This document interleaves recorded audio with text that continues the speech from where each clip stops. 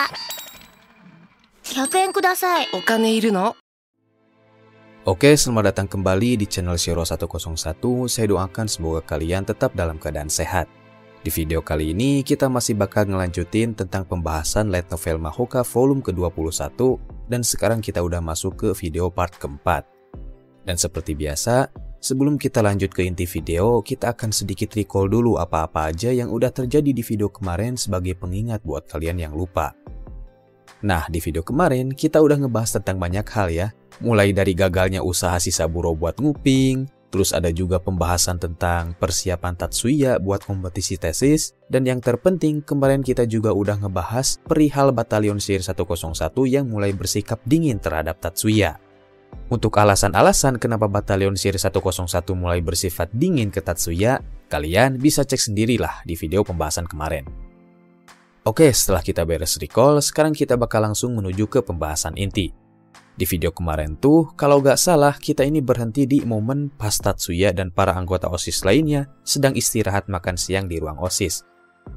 Nah, di lain tempat, tapi masih di waktu istirahat yang sama, ya guru Mas Saburo terlihat sedang jalan-jalan sendirian di sekitar SMA 1.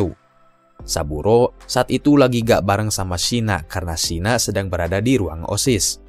Untuk mengisi waktu istirahatnya, Saburo pun mutusin untuk pergi ke atap sekolah. Nah, ketika Saburo sampai di atap, dia ngelihat sesosok gadis cantik yang sedang tertidur di sebuah bangku. Gadis itu tak lain adalah Erika.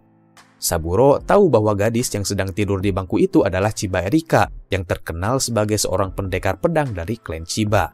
Dan dia juga tahu bahwa Erika itu adalah kakak kelasnya.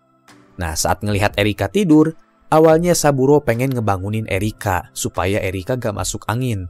Tapi Saburo ngerasa segan buat ngebangunin Erika. Sampai akhirnya Saburo gak jadi buat ngebangunin Erika dan memilih untuk segera pergi dari atap.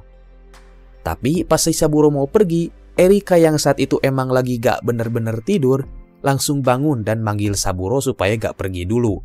Singkat cerita, mereka berdua pun ngobrol. Saburo saat itu bener-bener gugup saat ngobrol sama Erika. Nah, di sini Erika ini kayaknya agak tertarik sama Saburo gitu ya. Artian tertarik di sini maksudnya adalah tertarik sebagai seorang ahli bela diri, bukan sebagai perempuan ya. Nah, ketika Erika melihat sosok Saburo, Erika bisa langsung tahu tentang potensi dan kekuatan Saburo hanya dengan sekali lihat. Dengan sekali lihat juga, Erika bisa tahu bahwa Saburo ini adalah orang yang ahli dalam menggunakan pedang pendek, seperti pisau atau belati. Saburo benar-benar dibuat takjub dengan insting tajam Erika ini. Saburo yakin bahwa Erika ini berada di level yang lebih tinggi dari guru-guru bela dirinya yang ada di klan Mitsuya. Karena Saburo punya ambisi untuk menjadi lebih kuat, Saburo pun langsung memohon ke Erika untuk mengajarinya teknik berpedang. Erika kemudian nanya ke Saburo tentang alasan kenapa Saburo pengen jadi lebih kuat. Saburo dengan lantang ngejawab bahwa Saburo ingin melindungi orang yang berharga baginya dengan kekuatannya sendiri. Erika tersenyum mendengar jawaban dari Saburo ini. Setelah itu, Erika pun menyuruh Saburo untuk mengikutinya ke gedung olahraga. By the way, Erika ini ngebawa Saburo ke gedung olahraga yang sering digunain sama klub kendo sama klub kenjutsu. Nah, di gedung olahraga itu sebenarnya lagi ada kegiatan ya dari klub kendo sama klub kenjutsu. Cuma karena Erika ini sering ngebantu kedua klub ini latihan, Erika bisa dengan mudah dapat izin buat pakai arena latihan sesuka hatinya. Nah, setelah mendapatkan izin, Erika kemudian membawa Saburo ke arena untuk mengajaknya berduel. Dan singkat cerita, Erika dan Saburo pun sudah bersiap-siap di arena dengan pedang bambu mereka masing-masing. Dan by the way, untuk pedang bambu yang dipakai Saburo itu lebih pendek daripada pedang bambu milik Erika ya. Soalnya ya pedang pendek ini lebih cocok dengan teknik berpedang si Saburo. Dan sebelum aba-aba dimulai, Erika ini tiba-tiba udah menghilang dari hadapan Saburo, dan ternyata Erika ini udah ada di samping Saburo sambil mengayunkan pedangnya dengan keras. Saburo dengan refleksnya berhasil menangkis serangan kejutan Erika meskipun dengan susah payah. Gak berhenti di situ, setelah Erika melancarkan serangan kejutan dari samping, kali ini Erika menyerang ke belakang punggung Saburo. Karena Saburo masih terkejut dengan serangan pertama Erika, Saburo tidak bisa mengatasi serangan yang kedua. Dan Saburo pun akhirnya terjatuh dengan posisi terlentang di lantai. Akibat serangan Erika ini, punggung Saburo serasa terbakar dan benar-benar kesakitan. Tapi Saburo sama sekali gak ada niat untuk nyerah.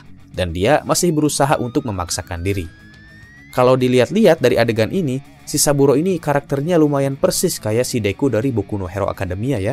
Karakter si Deku itu kan selalu berusaha ingin menang, meskipun musuhnya itu jauh lebih kuat dari dirinya. Terus si Deku itu kan juga orangnya gak peduli sama tubuhnya sendiri. Mindsetnya itu gimana ya? Gak peduli luka separah apapun yang dia dapat, asalkan bisa disembuhin, asalkan dia gak mati, dia bakal terus maksa bertarung. Nah, Saburo ini mirip-mirip Deku lah ya. Cuma agak se-ekstrim si Deku lah. Kembali lagi ke duel Erika versus Saburo. Ketika Saburo masih dalam keadaan terlentang setelah diserang Erika, si Saburo ini tiba-tiba melakukan sebuah gerakan mengejutkan. Saburo yang saat itu masih terlentang, tanpa bangun dari posisinya terlebih dahulu, dia langsung meluncur terbang menyerang Erika dengan posisi tubuh yang masih terlentang. Saburo berencana untuk menyerang kaki Erika yang merupakan daerah yang jarang diincar dalam bela diri kendo. Kalian bisa ngebayangin kan betapa anehnya gerakan si Saburo ini? Jadi si Saburo ini nyerang Erika sambil rebahan gitu ya. Sayangnya, serangan unik Saburo ini gak mempan ke Erika. Erika dengan mudah mengatasi serangan kejutan Saburo ini dan membalasnya dengan sebuah serangan telak. Serangan telak Erika ini mengenai pedang bambu Saburo. Tapi karena Saburo tidak bisa menahan bobot dari kekuatan pukulan Erika, serangan Erika ini pun langsung mengenai dada Saburo. Saburo saat itu benar-benar kesakitan dan mau gak mau dia pun akhirnya menyerah. Setelah Saburo berhasil dikalahin, Erika langsung mengkritik cara bertarung Saburo itu. Erika menganggap bahwa Saburo memiliki teknik pengendalian tubuh yang bagus, tapi teknik itu gak bakalan berguna dalam pertarungan sebenarnya. Erika juga bilang bahwa tindakan Saburo yang gak bisa membaca situasi adalah suatu kesalahan juga. Saburo harus bisa ngebedain situasi di mana dia bisa kalah dengan normal dan situasi di mana dia emang gak boleh sampai kalah. Nah, Saburo yang ngedengar kritikan pedas dari Erika itu hanya bisa menerima gitu. Dalam hati Saburo gak ada sama sekali rasa jengkel akibat kritikan Erika. Yang ada, Saburo ini malah jadi minder dan dia ngerasa bahwa dirinya ini gak pantas diajarin sama Erika. Setelah Erika menghujani Saburo dengan banyak keripik pedas, Erika bilang bahwa Saburo bakal bisa jadi lebih kuat jika Saburo mempertajam senjata rahasianya. Saburo di sini terkejut lagi karena Erika bisa tahu bahwa dia punya teknik yang menjadi senjata rahasianya. Erika bilang bahwa dia akan mempertajam senjata rahasia Saburo ini supaya Saburo bisa jadi petarung yang jauh lebih kuat. Erika kemudian nyaranin Saburo agar masuk klub Kenjutsu atau klub Kendo, supaya Saburo bisa dibimbing sama kakak-kakak kelas yang lain yang juga ahli dalam berpedang. Dan tentunya Erika juga bakalan sesekali melatih dan mengecek perkembangan Saburo. Pada malam harinya sepulang sekolah, Tatsuya, Miyuki, dan Minami sedang ngobrol-ngobrol santai di rumah. Tatsuya, Miyuki, dan Minami saat itu sedang ngobrolin tentang duel Erika dengan seorang murid baru yang tak lain adalah si Yaguruma Saburo. Berita tentang duel ini tersebar dengan cepat ke seluruh murid-murid di SMA 1. Perlu kalian tahu, di SMA 1 ini Erika ini terkenal banget ya, baik dalam kemampuan berpedang maupun kecantikannya. Bahkan Erika ini disebut-sebut menempati posisi kedua atau posisi ketiga perempuan paling cantik di SMA 1. Ketenaran Erika ini semakin menguat setelah Erika diketahui ikut serta melawan para teroris saat tragedi di Yokohama. Makanya apa-apa aja yang Erika lakuin di sekolah itu pastinya bakal jadi pusat perhatian dan beritanya ini bakal cepat tersebar ke seluruh pelosok SMA 1, termasuk duel Erika dengan Saburo tadi. Terus Erika ini juga terkenal sebagai sosok gadis yang easy going gitu dan cenderung gak gampang tertarik sama orang lain. Makanya murid-murid di SMA 1 itu curiga ada suatu hubungan khusus antara Erika dengan Saburo. Padahal kan biasanya Erika itu orangnya kan suka gak tertarik sama orang lain. Makanya ada yang aneh di sini. Nah, perihal berita ini, Tatsuya nyangka bahwa mungkin aja Erika tertarik sama Saburo itu karena ingin ngejadiin Saburo sebagai muridnya, sebagaimana Erika tertarik sama Leo. Tatsuya juga bilang bahwa Saburo itu memiliki suatu kemampuan yang unik. Kemampuan unik milik Saburo ini adalah psychokinesis. Tatsuya bisa tahu Saburo punya kemampuan psychokinesis karena Tatsuya udah pernah ngelihat Magic Calculation Area milik Saburo dengan elemental side-nya. Dan saat itu, Tatsuya melihat bahwa beberapa bagian dari Magic Calculation Area yang ada di otak Saburo dipenuhi oleh sihir tipe gerak atau movement type magic. Kasusnya ini mirip sama Tatsuya ya. Bedanya, kalau Tatsuya, Magic Calculation Area atau MCA milik Tatsuya itu sepenuhnya dipenuhi sama sihir Decomposition, Regrowth, sama Elemental Sight. Makanya Tatsuya gak bisa pakai sihir lain selain dekomposisi dan regrowth dengan leluasa. Nah, sedangkan MCA si Saburo itu hanya sebagian dari MCA-nya aja yang dipenuhi sama sihir tipe gerak tadi atau Psychokinesis. Nah, Tatsuya ngejelasin bahwa Psychokinesis yang dimiliki Saburo ini bisa jadi sebuah senjata rahasia yang mematikan dalam pertarungan jarak dekat. Karena orang-orang yang memiliki kemampuan Psychokinesis ini seperti memiliki invisible hand atau tangan yang tak terlihat. Makanya Erika tertarik dengan Saburo karena dia ingin mengasah senjata rahasia milik Saburo ini. Tatsuya yakin bahwa Erika bisa menyadari kemampuan rahasia Saburo ini dengan insting tajamnya. Dan ketika lagi enak-enak ngobrol, tiba-tiba sebuah surat undangan masuk ke rumah Tatsuya.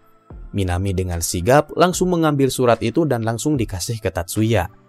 Tatsuya kemudian ngebaca surat itu dan ternyata surat itu adalah surat dari Jumonji Katsuto. Surat itu berisi undangan untuk para penyihir muda supaya menghadiri pertemuan di gedung Asosiasi Penyihir Cabang Kanto dalam rangka untuk membahas antisipasi gerakan anti penyihir. Perkumpulan ini bakal digelar pada hari Minggu tanggal 14 April tahun 2097. Yang diundang di surat itu tentunya adalah Tatsuya dan Miyuki.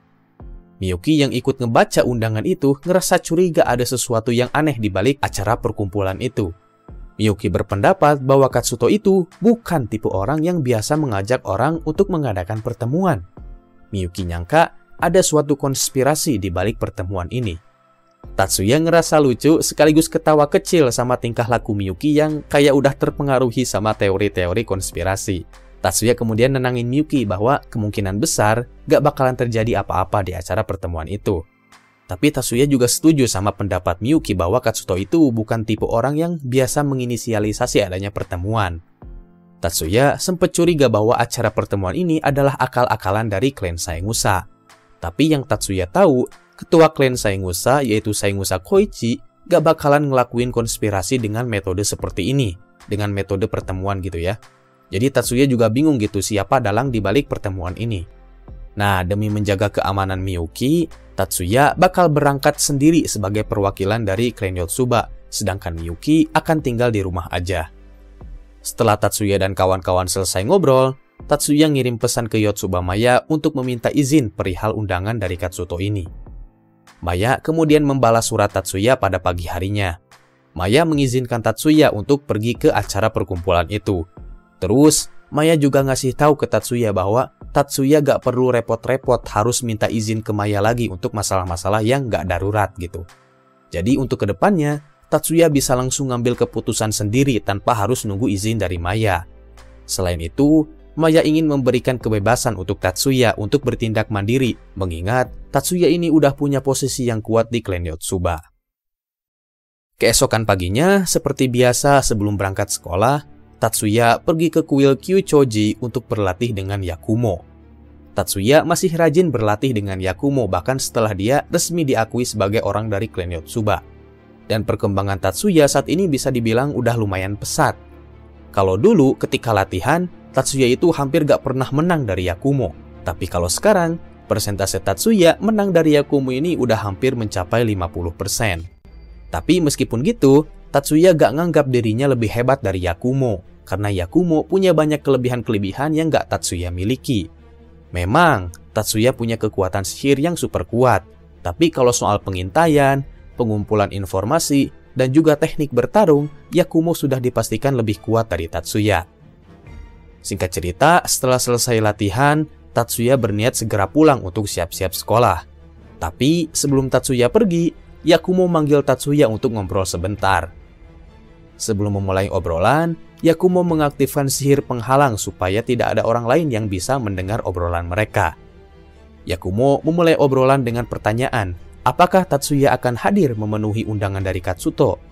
Nah, Tatsuya kagum sama Yakumo gitu karena Yakumo udah bisa tahu aja perihal undangan ini padahal surat resminya ini baru dikirim kemarin malam. Tapi Tatsuya udah gak heran gitu, mengingat pengumpulan informasi ini adalah keahlian seorang shinobi seperti Yakumo.